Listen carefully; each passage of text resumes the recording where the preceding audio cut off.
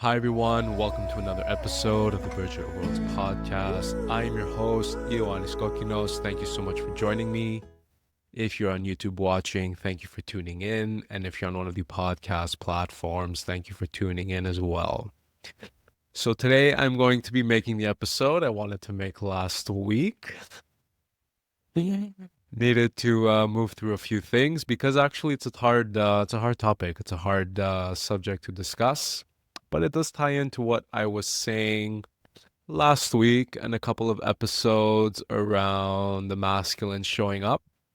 So, biologically speaking, men have something that is a part of their bodies that is about being more or less hidden and out of sight when not needed to show up in order to make something happen. If you're catching my drift, yes, I'm talking about the cock. I'm talking about the penis, the phallus, the lingam, the phallos.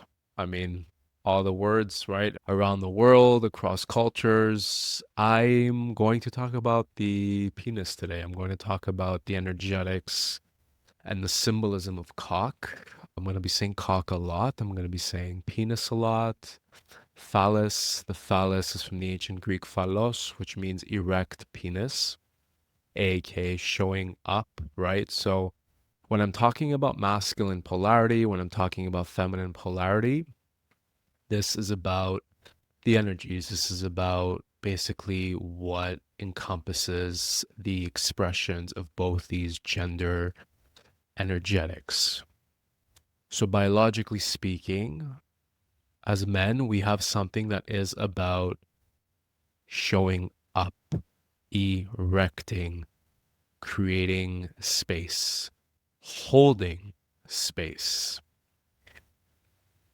for the seed, right? And then the woman, the yoni, the vulva, the womb, that is about receiving all of that, right? So, of course, we can talk about this from the symbolic perspective as well, right? Like physical union, when man and woman come together and we go through this act, this expression of life, this expression of our humanity, is a manifestation of what was already going on before we were even here.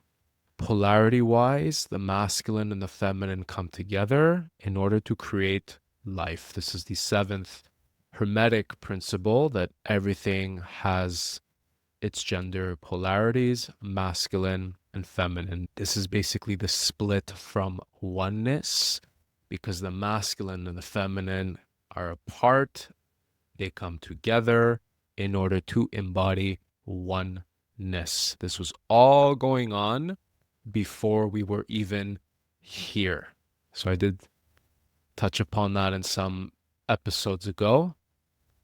But today I want to talk about, yes, the cock, yes, the phallus, but also the wild masculine, the wild male. I want to tie it back into a little bit about what I was talking about with pornography, because I talked about the dark masculine, the wild male, and why it is so essential for man to be connected to his cock, why it is so essential for man to be connected to his body.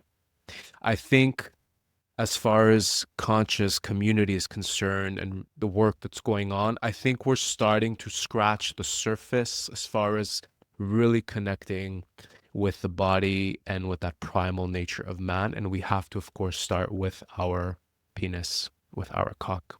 It's not easy, right? I guess maybe that's why I went through a little bit of a thing in order to get to this episode. But hey, we made it.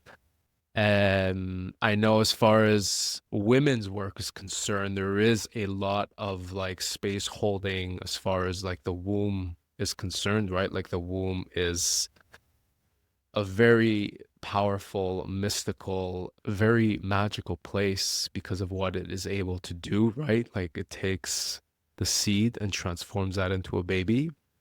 It's like pretty fucking epic. But the cock too has its power. The cock too has its magic. And of course, when we talk about the cock, we also need to talk about the seed, because the point of the phallus, the point of the masculine erecting, is first and foremost to create space. So we see that symbolically, we see that literally when the penis enters the vagina, it is to create space. And that space happens in order for the seed to be laid, in order to be given into the dark, watery gestation space of the feminine.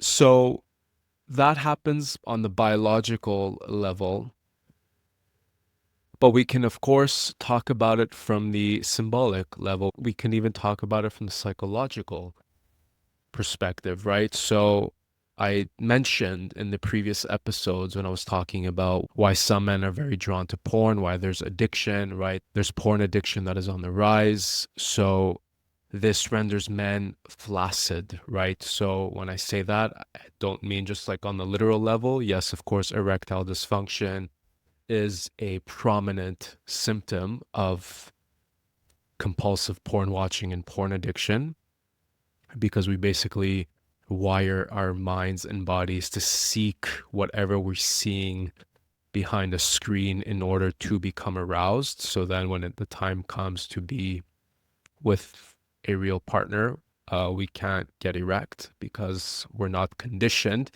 to be aroused with a real life human being. We're conditioned to be aroused with someone behind a screen.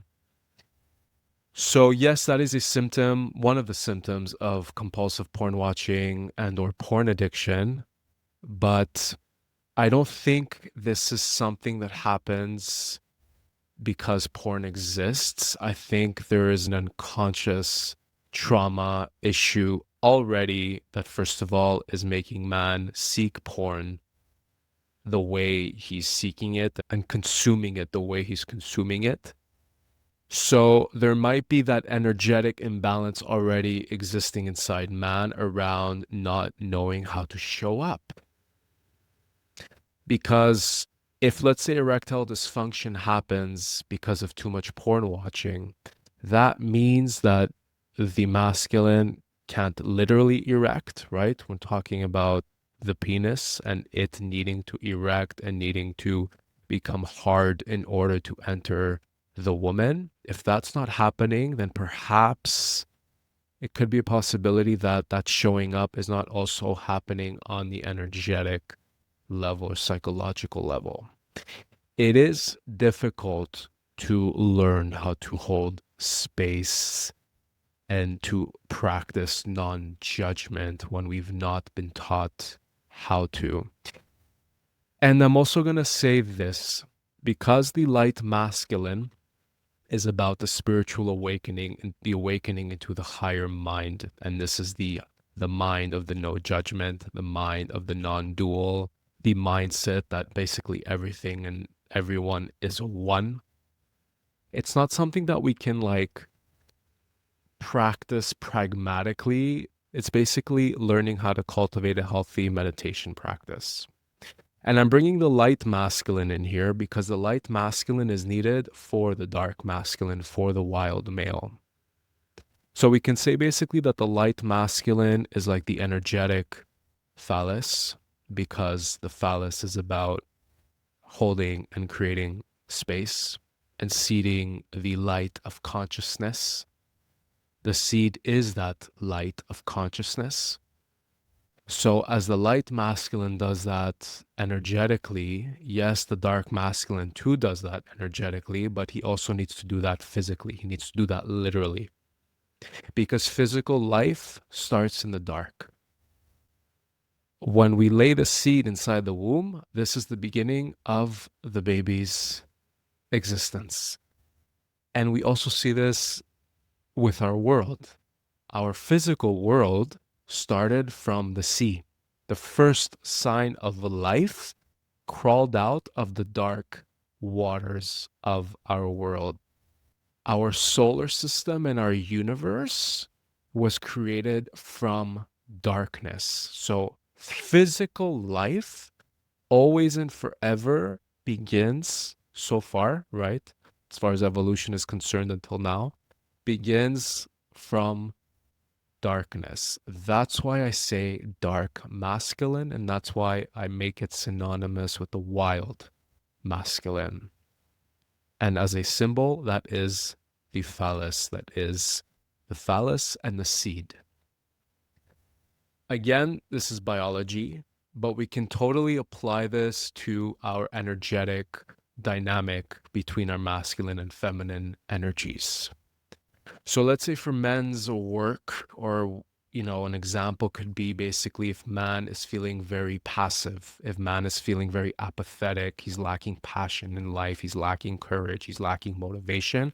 That is a significant tale of the wild masculine not being alive or being suppressed. Most of the time, the wild masculine is very much present, but we've suppressed him. We've denied him because we're very afraid of him.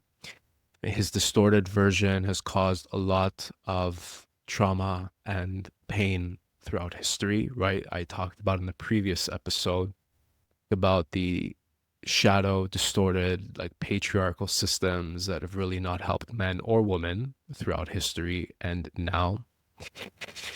But we need to evoke that primal nature as part of our masculinity in order to first and foremost connect to our bodies. And by connecting to our bodies, we can then actually further our spiritual natures.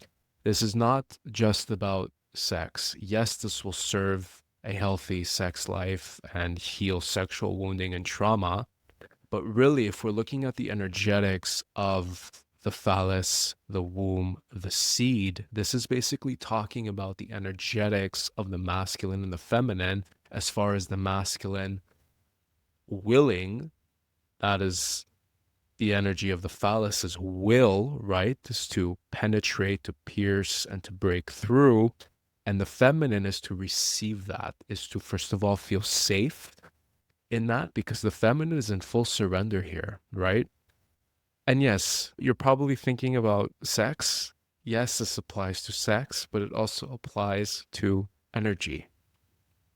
So whether we're man or woman, and let's say we're having an emotional breakdown, we're having a cathartic emotional release, energetically speaking, that is basically energetic cock coming through, breaking and piercing through everything, and basically the feminine like surrendering, letting that happen in order for the metaphorical seed to be laid, because that seed is the wisdom, that seed is the consciousness, is the love, is the enlightenment after that breakdown. How many times have we had an emotional breakdown and then a few hours later we feel like we can do anything? We feel like we're flying, we feel so aligned, so grounded, just so present, right? So that's all energetics. And it's not about sexualizing everything, but it just comes to show that, psychologically speaking, if man is not feeling up, if man is not feeling tall and erect and motivated and willful and purposeful and apathetic, passionateless, this is a strong indication that his metaphorical phallus is flaccid. And it's not because he can't get erect or he can't get it up, quote unquote, but it's because his feminine energy is not feeling safe within his masculine energy. If there is no womb, if there's no space to enter, if there is no darkness to pierce, then what is the point of the phallus? Right?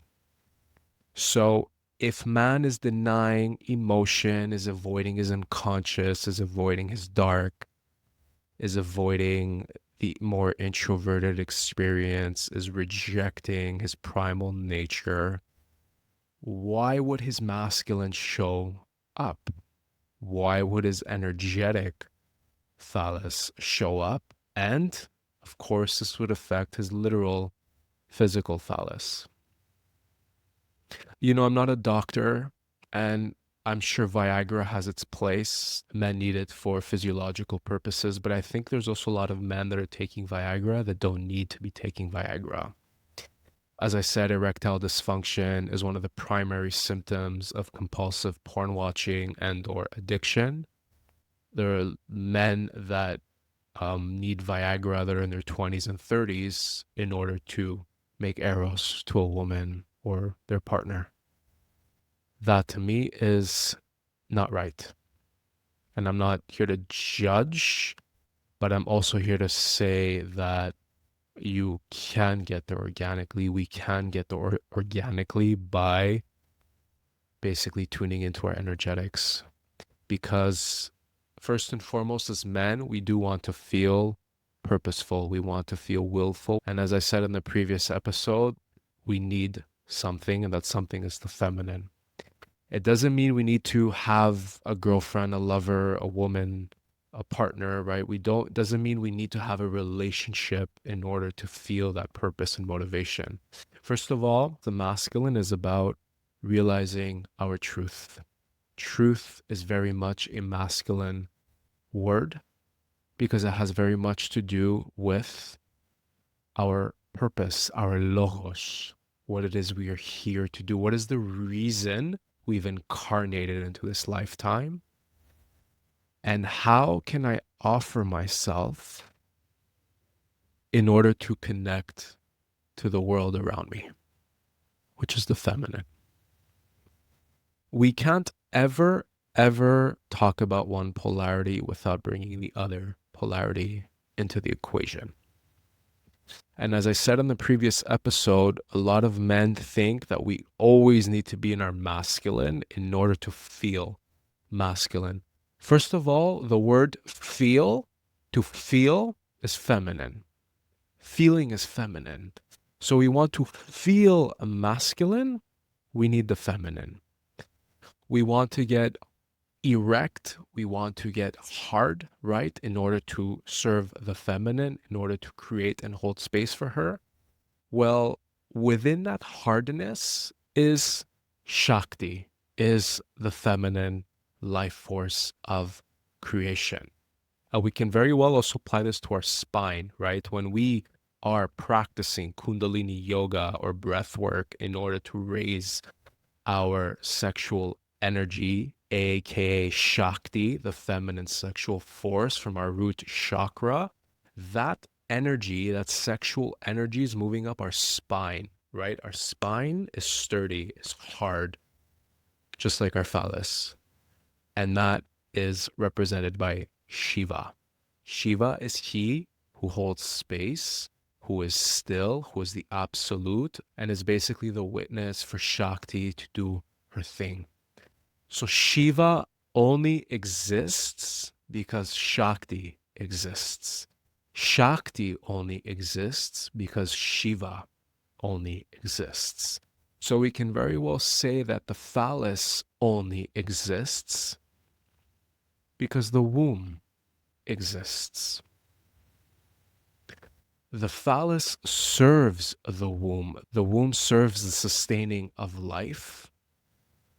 So the phallus is the initiator of that life because the phallus is what lays the seed. If there is no seed, there is no life. If there is no womb, there is no life.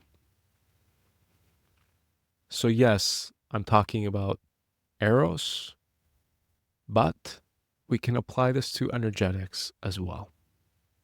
So if we are in a state of surrender, if we are in a state of opening, if we are in a state of trust, and of course, within that is all like the safety to do so, there is an energy coming through, there's emotion coming through within our bodies and mind. That means that emotion is basically coming through to clear the old life. Because when we surrender in order to let go, we're letting go of old life. But with that leaving of the old life comes in the new life, two sides of the same coin. And even though sex is very much about creating life, the masculine and the feminine come together in order to create life, death too is involved.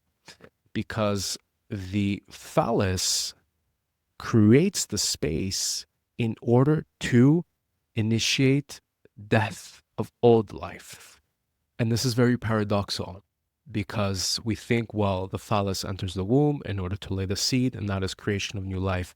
Yes, but in order for new life to be laid, old life needs to go, and that is the space creating. The feminine, right? She's the receptive space. The womb is the receptive space. The vaginal canal is the receptive space. Women, biologically speaking, can hold a lot of energy there, a lot of trauma, a lot of old life. Men who are consciously using their bodies, consciously using their cocks, can literally enter a woman and heal the living fuck out of her.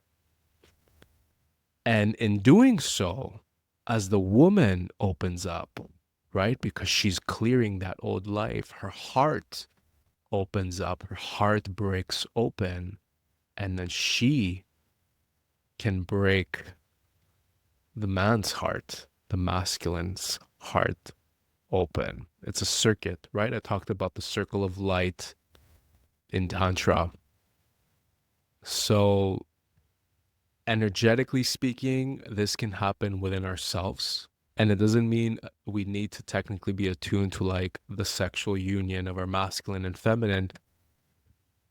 But also, yes, because the masculine and feminine reuniting within us is a symbol of that physical sexual union that does happen between men and women, or the masculine and feminine polarities of same gender encounters. I really hope I didn't lose you with all of this symbolism and metaphor and poetry, because it is highly symbolic, it is highly metaphorical.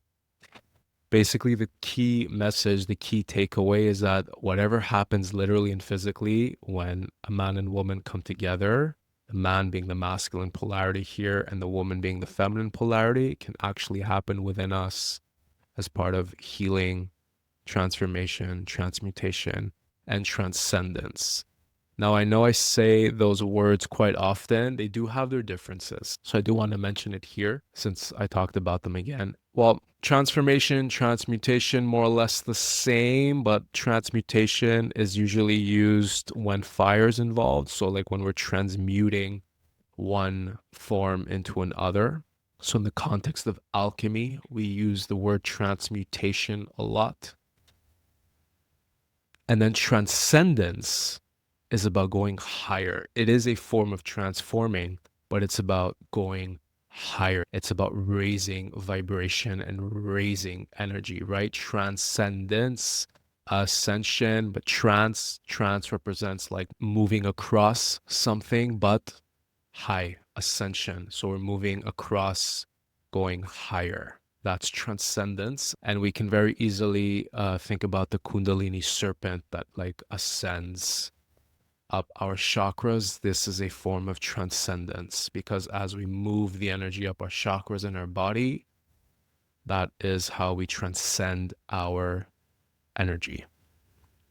So that was a little tangent around like the differences between transformation, transmutation, and transcendence. Transformation is basically something changes into another form. I wouldn't necessarily use it if the element of fire is being discussed. If fire is in the conversation, I would use the word transmutation.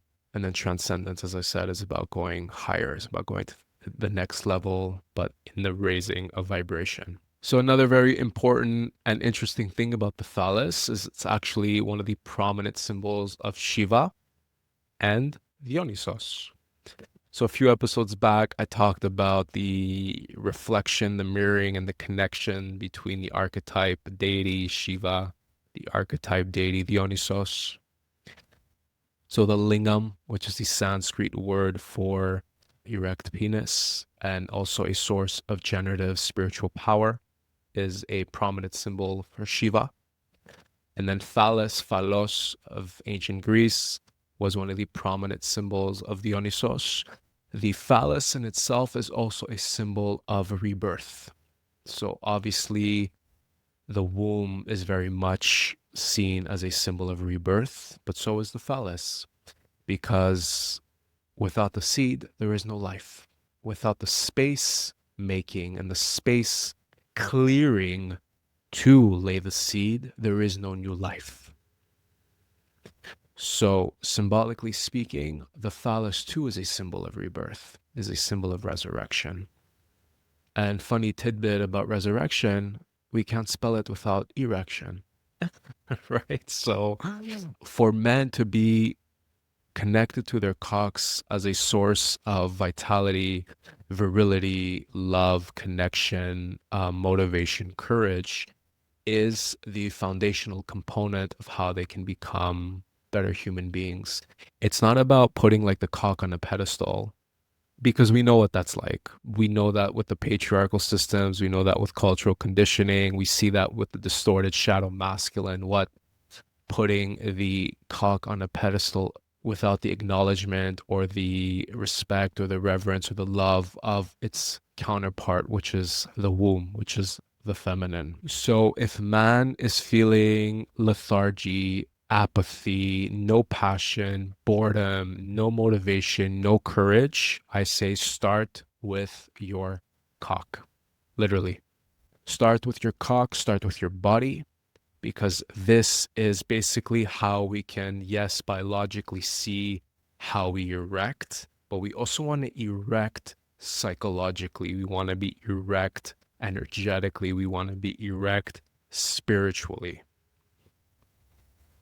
We cannot have those expressions of our humanity if the literal thing of our body that is to erect does not erect.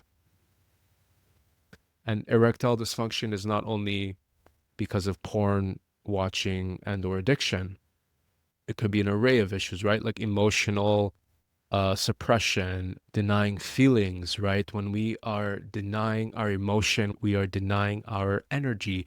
Emotion is energy in motion. And that speaks to our life force. Our sexuality is very intimately connected to our emotions. Our second sacral chakra is our emotional center and our sexual center. So if emotionally we are not in sync with ourselves, we are not in sync with our sexuality. And as men, biologically speaking, yes, the sacral chakra is our sexual center, but it's also one of the feminine chakras because it's associated with water. The root is really where we want to go when it comes to masculine sexuality, the root chakra, the foundational earth chakra, from which the fires of Shakti, the feminine sexual force, arise. So this is incredibly symbolic because it is from the root where the cock erects. And as the cock erects, the feminine sexual force raises up through the spine, up to the spiritual centers, up to the crown chakra where Shiva awakens and holds space for Shakti. So for men, it is so pivotal to connect to the spine as a reminder of that hard, sturdy, phallic part of us. And of course, to the cock, to the lingam, to the phallus, and to honor its softness as well. We cannot be 24/7 erect. And this is speaking to last week's episode. We cannot be 100% erect all the time. That's why it only erects when it's time to enjoy the pleasures of life, to create life, to make a baby, to heal, to transmute, to transcend, right? So this is beautiful work because I do find that when men can connect so intimately with their bodies and with their cocks to ultimately show up better for connection, for love, for truth, for purpose. I mean, that's really it. That's really it because we're human beings. We are here to honor our humanity in all its richness and fruitfulness. And in order to create fruit, we need seed, we need earth, we need the womb. So, biologically, it's very evident what needs to happen to create new life, but energetically speaking, this is the exact same thing. It's all symbolism. We have the literal act of sex, the literal act of eros.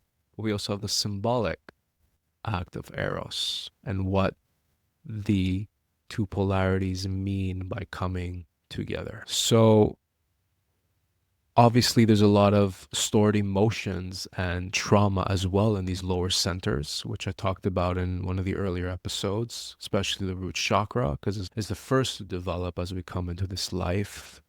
So it is very pivotal for men to literally attune to this chakra and to this part of themselves in order to promote and heal their sexuality. And sometimes that means conscious touch. Sometimes that means conscious massage. Sometimes that means space holding. Sometimes that means meditating. There's an array of practices. There's an array of things that man can do in order to really start to connect with this part of himself that is so needed, so vital, and yes, has been very much misjudged and misconstrued as something else. And yes, the shadow, distorted, primal nature of man has caused a shit ton of fuckery throughout history. But that does not mean we negate it, ignore it, or suppress it. Our primal nature needs us, and we need our primal nature. We just have to learn how to work with it, how to embody it in more conscious, healthy, grounded ways. So I will leave it here. This was the episode I wanted to record last week. Thank you for listening. Thank you for watching. If you feel like somebody needs to hear this, please share the episode. I will be talking more about this. This is work I'm here to share with the world. This is a part of my healing journey. There's more to say, there's always more to do. But if you want to connect with me, hit me up on my socials, Instagram, Facebook, TikTok. They're all here on YouTube. Threads as well. I'm very active on Threads. I love Threads. If you're not on Threads, get on Threads. It's the place to be.